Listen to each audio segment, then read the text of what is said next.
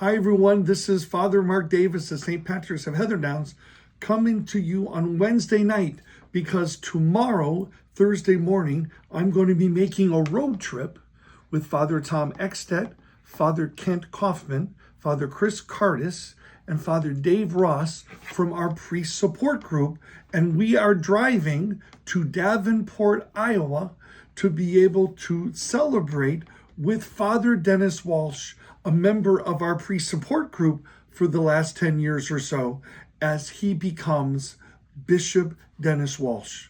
Of course, we know him as a former pastor here, and just one of the kindest and nicest people I've ever met. I remember meeting him in Sandusky. He was leaving the Redemptorist order and becoming incarnated into the Diocese of Toledo, and he was living at St. Mary's Parish in Sandusky. I was at St. Peter and Paul, and many meals together, and just from the beginning, he was so humble. His pastor, Father Phil Feltman, said that Father Dennis was probably one of the smartest people that he has ever met in his life, but one of the people that hid it the most. His humility and down-to-earthness and his great pastoral nature and how much he had great insight into youth ministry and really how important it was to be able to bring people to God. That the whole purpose of our church, as much as he is also a gifted administrator, and everyone knows that he's a financial genius, but when you hear him talk, he always talks about how important it is for us to have people on fire for Jesus to be able to bring other people to God. So I remember a convocation a few years ago when I was in Bowling Green and Father Dennis was pastor here at St. Pat's and Heatherdowns. And I remember I said, do you know, I had worked with Father Tony Vera, who is just such a wonderful friend and a wonderful priest. And I said, Dennis, I need somebody for this coming Saturday, for Mass. Do you think, maybe Father Tony, is he available? And can I ask him, because he wasn't in the room? Father Dennis said, no, he has Mass, but I'll come.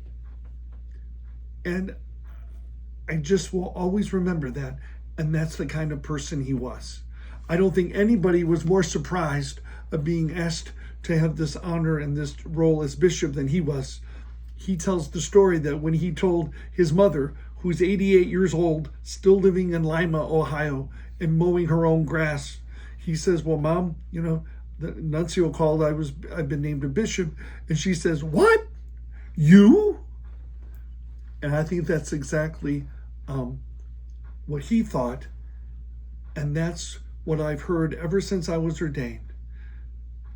Everyone always said, you always want a bishop, someone to be a bishop who really doesn't want it, because then their heart's in the right place and they're humble and they're a great servant of the church. So just join me in prayers for Bishop-elect Father Dennis Walsh, who becomes Bishop Walsh this coming Friday at 2 p.m. In Davenport, Iowa.